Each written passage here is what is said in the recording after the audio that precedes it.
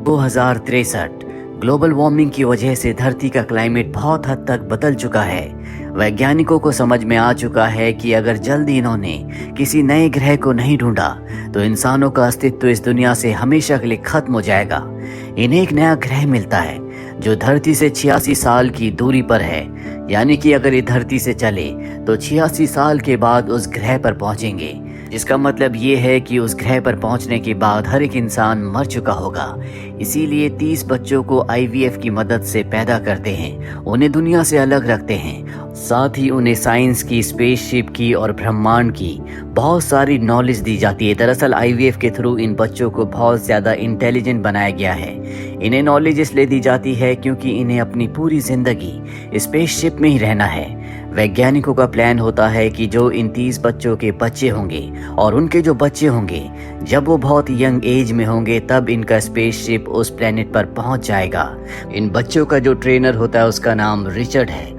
Richard बच्चों के साथ बहुत ज़्यादा इमोशनली कनेक्ट हो जाता है और वो तय करता है कि स्पेसशिप में, यानी कि इस मिशन में वो इन बच्चों के साथ जाएगा।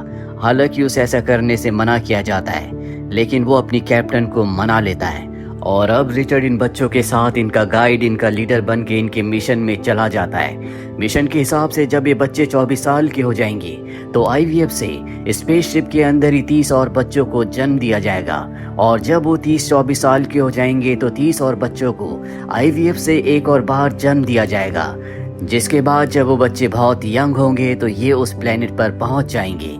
सब कुछ प्लान के हिसाब से चल रहा होता है और आज इन्हें अपने स्पेसशिप में पूरे 10 साल हो चुके हैं। 10 सालों के बाद ये बच्चे बहुत यंग हो चुके हैं। ये स्पेसशिप में हर एक काम को बहुत सिस्टम के साथ, बहुत प्लानिंग के साथ करते हैं, जैसा कि इन्हें सिखाया गया था। ये सब बच्चे बहुत इंटेलिजेंट है। कोई डॉक्टर है, कोई बॉटनिस्ट है, कोई स्पेसशिप का बहुत अच्छा इंजीनियर है। इन सब बच्चों में एक बात कॉमन होती है, इनके अंदर कोई भी डिजायर्स नहीं है।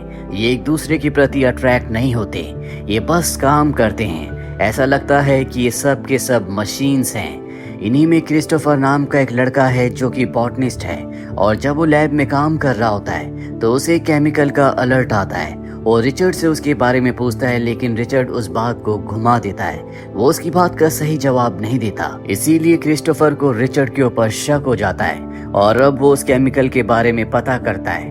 क्रिस्टोफर को पता चलता है कि इस केमिकल को लेने वाला हर एक इंसान सेक्सुअली पूरी तरह से डेड हो जाता है, यानी कि वो दूसरे के प्रति अट्रैक्ट नहीं होता। और एक यही कारण होता है कि यहाँ पर जितने भी लोग हैं वो सब के सब एक दूसरे के प्रति अट्रैक्ट नहीं होते। इन्हें कोई फर्क नहीं पड़ता इनके साथ मेल है या फीमेल। और ये जो केमिकल है इन्हें एक ड्रिंक के साथ दिया जाता है जो हर सुबह हर एक को पीना पड़ता है। और अब क्रिस्टोफर और उसका दोस्त उस ड्रिंक को पीना बंद कर देते हैं, जिसके बाद वो पूरी तरह से बदल जाते हैं। उनके अंदर सेक्सुअल डिजायर्स जाग जाती हैं। वो पहले से ज्यादा एक्टिव हो चुके हैं। वो दूसरों के प्रति अट्रैक्टेड फील करते हैं। एक दिन क्रिस्टोफर रिचर्ड से पूछता है कि मुझे एक सीक्रेट चेंबर के बारे में पता चला है, मैं जानना चाहता हूँ कि उस सीक्रेट चेंबर में क्या है। रिचर्ड कहता है कि मुझे भी नहीं पता कि वहाँ पर क्या है, पर क्रिस्टोफर समझ जाता है कि रिचर्ड झूठ कह रहा है। क्रिस्टोफर के जाने के बाद रिचर्ड अर्थ पर एक मैसेज भेजता है और बताता है कि बच्चे अब बहुत ज़्यादा स्मार्ट हो चुके हैं, हमें उन्हें सब कुछ बता देना चाहिए कि उनकी 3rd जनरेशन उस प्लेनेट पर पहुंचेगी। दरअसल अब तक यहाँ पर किसी को नहीं पता कि इन्हें पूरी जिंदगी इसी स्पेसशिप के अंदर रहना होगा, और इनकी जो 3rd जनरेशन जिसे आईवीएफ से एक बार फिर से पैदा किया जाएगा वो उस प्लेनेट पर पहुंचेंगे। अब यहाँ पर धीरे धीरे क्रिस्टोफर और उसके दोस्त के अंदर एक लड़की जो कि डॉक्टर होती है उसके प्रति आकर्षण होना शुरू हो जाता है, और एक दिन क्रिस्टोफर का दोस्त उसका हाथ पकड़ लेता है, जो देखकर रिचर्ड उसे डांटता है। लेकिन क्रिस्टोफर का दोस्त यहाँ पर बहुत ही अजीब बिहेव करता है, जो देखकर सब के सब हैरान होते हैं, क्योंकि आज से पहले किसी ने इस तरह से बिहेव नहीं किया था। वहीं अब स्पेसशिप में अजीब सी आवाज आना शुरू हो जाती है, जिसके साथ वाइब्रेशन भी हो रही होती है। क्रिस्टोफर अपने दोस्त के साथ एक कमरे में जाता है जहां पर एक लड़का ये पता लगाने की कोशिश कर रहा होता है कि ये आवाज कहां से आ रही है। क्रिस्टोफर उसे बताता है कि मैंने रिचर्ड से बात की थी, उसने मुझे बताया कि ये कूलिंग मशीन से आवाज आ रही है। लेकिन उसका दोस्त कहता है कि मुझे रिचर्ड पर बिल्कुल विश्वास नहीं है। वो उस लड़के से जो कि सब कुछ मॉनिटर कर रहा होता है उससे पूछता है क्या यहाँ आसपास कोई एलियन हो सकता है। वो कहता है क्यों नहीं, जब हम यहाँ पर जिंदा रह सकते हैं तो कोई एलियन भी जिंदा रह सकता है। और अब क्रिस्टोफर के दोस्त के दिमाग में एलियन का शक बैठ जाता है। वही हमें रिचर्ड को दिखाया जाता है जिसके साथ वो डॉक्टर होती है। वो डॉक्टर को कुछ समझा रहा होता है और समझाते समझाते वो उसके कंधे पर हाथ रख देता है, जो देखकर क्रिस्टोफर के दोस्त को बहुत गुस्सा आता है, क्योंकि जब उसने उस डॉक्टर का हाथ पकड़ा था तो रिचर्ड ने उसे डांटा था और अब खुद उसने उसे टच किया है, इसीलिए उसे रिचर्ड से नफरत हो जाती है। अब अगले दिन स्पेसशिप में कुछ खराबी हो जाती है, जिस वजह से अर्थ के साथ इनका कम्युनिकेशन पूरी तरह से बंद हो जाता है। दरअसल जब भी ये अर्थ पर कोई मैसेज भेजते हैं तो उस मैसेज को अर्थ तक पहुंचने में और अर्थ के मैसेज को इन तक पहुंचने में पूरे 2 महीने का वक्त लगता है। इन्हें किसी भी कीमत पर अपने कम्युनिकेशन सिस्टम को ठीक करना होगा, जिसके लिए इन्हें स्पेसशिप से बाहर जाना है। रिचर्ड अपने साथ जाने के लिए क्रिस्टोफर के दोस्त को चुनता है, जो उससे बहुत नफरत करता है। और जब वो स्पेसशिप से बाहर जाने के लिए अपना सूट पहनने के लिए आता है तो वहाँ पर वो डॉक्टर भी होती है, जिसके प्रति वो आकर्षित है। वो उसे गलत तरह से छूने की कोशिश करता है, पर यहाँ पर रिचर्ड आ जाता है, जो ऐसा करने पर उसे धक्का देता है, उसे डांटता है, इसीलिए वो वहाँ से चला जाता है। रिचर्ड तय करता है कि वो अपने साथ अब क्रिस्टोफर को ले जाएगा। क्रिस्टोफर और रिचर्ड शिप के बाहर जाते हैं, उसे रिपेयर करते हैं। वही हमें क्रिस्टोफर के दोस्त को दिखाया जाता है, जो कंट्रोल रूम में होता है, जहाँ पर एक लड़का पहले से है। बाहर रिचर्ड जब अपने शिप को रिपेयर करने की कोशिश कर रहा होता है, तभी वहां पर काले रंग का एक साया आता है, जिसके बाद रिचर्ड बहुत बुरी तरह से जख्मी हो जाता है। क्रिस्टोफर किसी तरह से उसे शिप के अंदर लाता है और जब उसके सूट को निकाला जाता है तो उसका शरीर बुरी तरह से जल गया होता है। ये रिचर्ड को नहीं बचा पाते, जिससे कि सब के सब बहुत दुखी हो जाते हैं, क्योंकि रिचर्ड इनका लीडर था। और अब रिचर्ड के बाद सब तय करते हैं कि क्रिस्टोफर इनका लीडर होगा, सबको उसी की बात माननी होगी।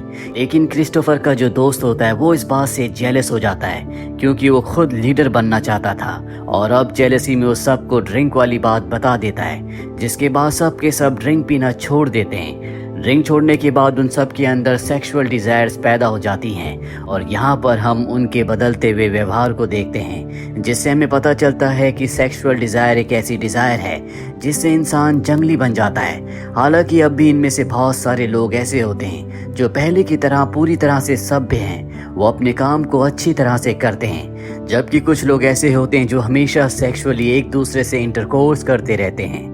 अब एक बार फिर से क्रिस्टोफर का दोस्त उसी डॉक्टर के ऊपर ट्राई करता है, लेकिन तभी वहां पर क्रिस्टोफर आ जाता है, जो उसे बचा लेता है, जिसके बाद क्रिस्टोफर की और उस डॉक्टर की दोस्ती हो जाती है।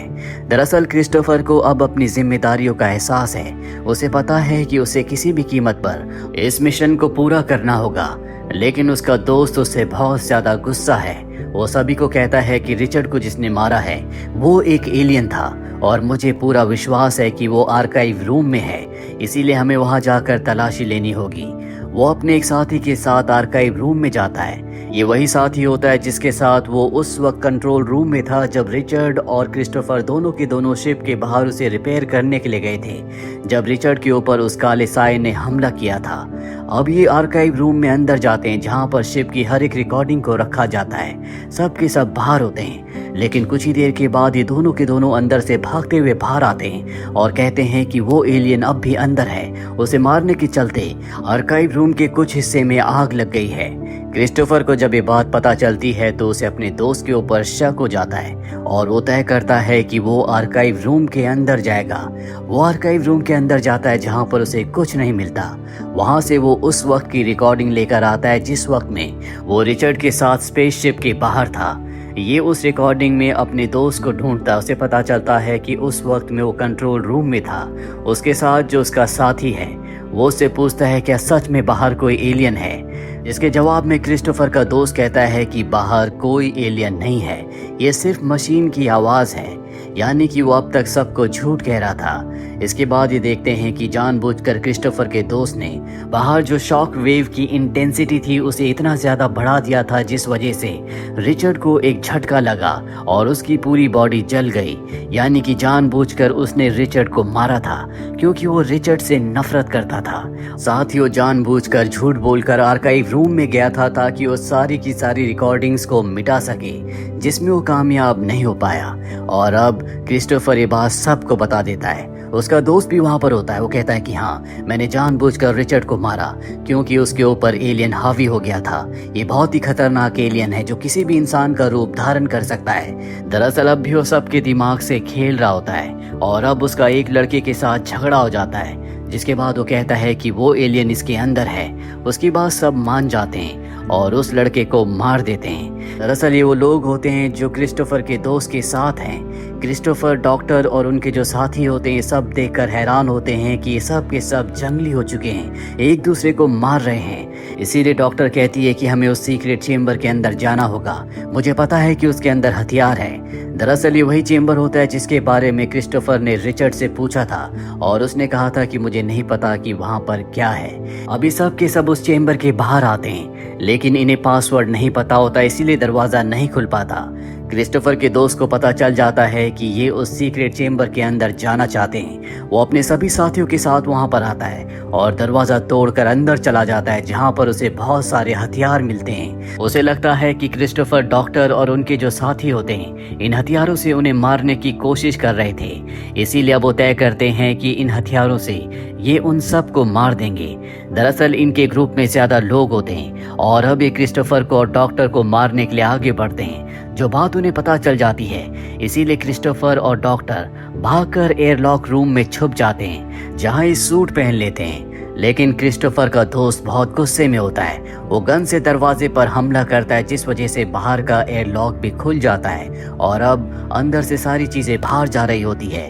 क्रिस्टोफर अंदर आने की कोशिश करता है, लेकिन उसका दोस्त उसे बाहर धकेल देता है। वो स्पेसशिप के एक हिस्से में जाकर रुक जाता है, जिसके बाद वो अंदर आना चाहता है, लेकिन डॉक्टर जंप करके उसे किक मारती है, जिस वजह से वो स्पेसशिप से बाहर चला जाता है और उसकी मृत्यु हो जाती है क्योंकि उसके पास कोई भी सूट नहीं है।